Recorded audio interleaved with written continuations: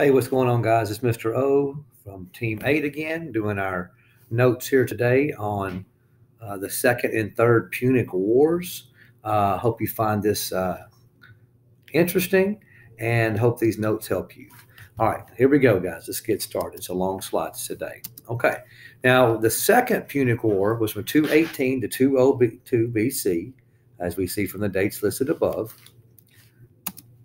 In 221 BC, Hannibal was put in charge of the Carthaginian army in Spain.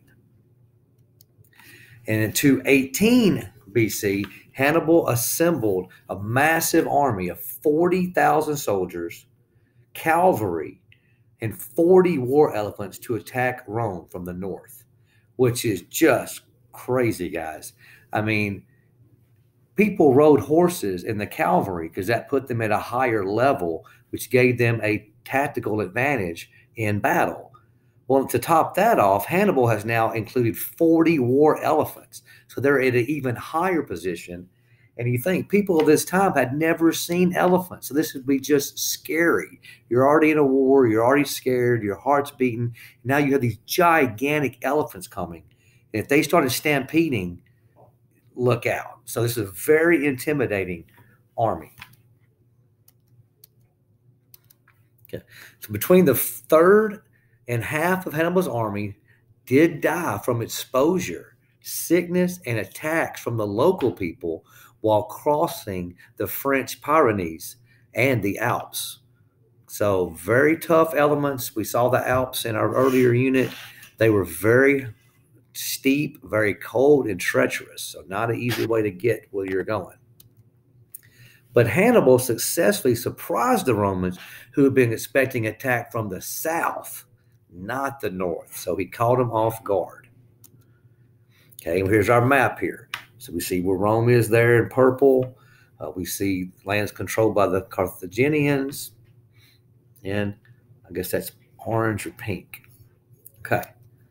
So you can see the route he's taking. He's coming around from the north with his army and his elephants. For the next 15 years, Hannibal and his army fought the Romans through the Italian peninsula and won.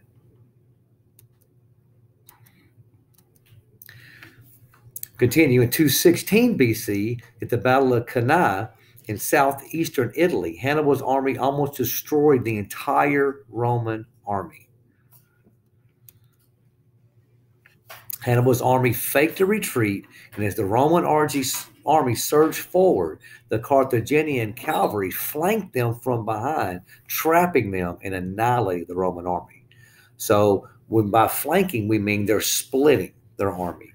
They're going to the two sides and coming around behind. So now they're trapped. Okay. And here's where the Battle of Cana was. Hannibal's advance ended when his army was unable to capture the city of Rome. Okay, so you little about the Roman soldiers. Now, in 202, Roman General Scipio gathered a force of soldiers and invaded Africa, which is very, very difficult to do, guys, because we're talking about the soldiers. Remember, these soldiers are carrying up to 60 pounds of gear. In fact, they had so much gear that each of the legions, which is about 4,800 soldiers, would be traveling with animals to help them carry. They're going to have anywhere from another 600 to 1,200 mules that are carrying their stuff, and they're going to have a couple of slaves as well with them. So we're talking, there's another 1,200 slaves per legion. So this is a massive army that is gathering together to invade Africa. Hannibal and his army were forced to leave the Italian peninsula to protect Carthage from the invading Roman army. Okay, so Hannibal has now retreated back. At the Battle of Zama, Scipio defeated Hannibal, which would have been a bit of a surprise, I think, to them. Let me see our map again here. You see the little purple arrow down here. Here's where Carthage is, if you don't remember. So they continued on the path and ended up coming back to Carthage. And here's the Battle of Zama. Okay. So the results, Rome did win eventually. It took a lot of battles. It took a lot of time, a lot of lost lives, but they did win. So Carthage was forced to give up its colonies in Spain and turn over their navy to the Romans. They also had to pay indemnity to Rome, another indemnity. As a result, Carthage remained independent, but it lost all of its power.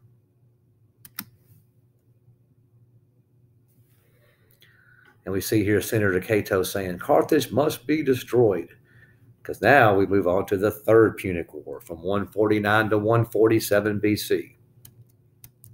Over the next 50 years, Carthage rebuilt, and they regained some of their prosperity.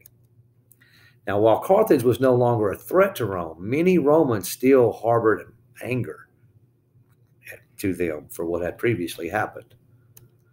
So in 149 BC, the Roman senator declared war on Carthage. Now the results. Now, once again, Rome proved victorious. So in 146, the Romans burned Carthage. The survivors were either killed or, as we've seen, sold into slavery. Some accounts add that Romans poured salt into the fields of Carthage, so in fact no crops would even grow on that land, as a further insult. Okay, and here's a little map to give. Went back to our map. You can kind of see now at this point, this entire area is now in Roman control. The areas in Spain are, the areas in Carthage are. So all this area is now under Roman control, including Corsica and Sardinia. Okay, Roman imperialism, to conclude, the Romans continued to expand. Again, they were following in the footsteps of Alexander, expanding their empire further and further. By 146 BC, Rome controlled areas from Spain through Macedonia and controlled the Mediterranean Sea, which they called Mar Nostrum, which means Latin for our sea, because they are in charge now. All right, and we'll stop right there, guys. So hope you enjoyed that reading. Good luck on your testing. Will be coming up after this 5th PowerPoint. You'll have a test here, I'm sure, in a couple of days, and don't have the date in front of me. But I wish you the best of luck, guys, and keep up the hard work.